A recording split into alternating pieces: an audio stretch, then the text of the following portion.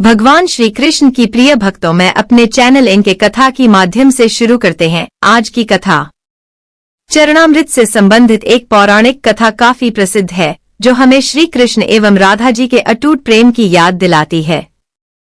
कहते हैं कि एक बार नंदलाल काफी बीमार पड़ गए। कोई दवा या जड़ी बूटी उन पर बेअसर साबित हो रही थी। तभी श्री कृष्ण ने स्वयं ही गोपियों से एक ऐसा उपाय करने को कहा जिसे सुन गोपियां दुविधा में पड़ गईं। दरअसल श्री कृष्ण ने गोपियों से उन्हें चरणामृत पिलाने को कहा। उनका मानना था कि उनके परम भक्त या फिर जो उनसे अति प्रेम करता है तथा उनकी चिंता करता है, यदि उसके पाप को धोने के लिए इस्तेमाल हुए जल को वे ग्रहण कर ले तो वे निश्चित ही ठीक हो जाएंगे। लेकिन दूसरी ओर गोपियां और भी चिंता में पड़ गईं। श्री कृष्ण उन सभी गोपियों के लिए कारणों से कान्हा ठीक न हुए तो उसे नर्क भोगना पड़ेगा। अब सभी गोपियां व्याकुल होकर श्री कृष्ण की ओर ताक रही थी और किसी अन्य उपाय के बारे में सोच ही रही थी कि वहां कृष्ण की प्रिय राधा आ गईं। अपने कृष्ण को इस हालत में देख के राधा के तो जैसे प्राण ही निकल गए हों। बेहद महत्वपूर्ण थे, वे सभी उनकी परम भक्त थी, लेकिन उन्हें इस उपाय के निष्फल होने की चिंता सता रही थी।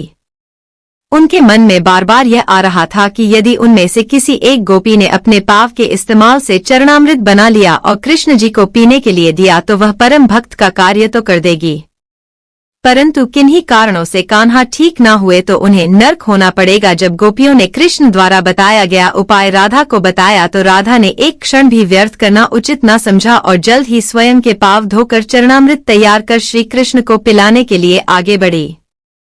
राधा जानती थी कि वे क्या कर रही हैं। जो बात अन्य गोपियों के लिए भय का कारण थी, ठीक वही भय राधा को भी मन में था, लेकिन कृष्ण को वापस स्वस्थ करने के लिए वह नर्क में चले जाने को भी तैयार थीं। आखिरकार कान्हा ने चरणामृत ग्रहण किया और देखते ही देखते वे ठीक हो गए, क्योंकि वह राधा ही थी जिनके प्यार एवं सच्ची निष्ठा से कृष्ण जी तुरंत स्वस्थ हो गए।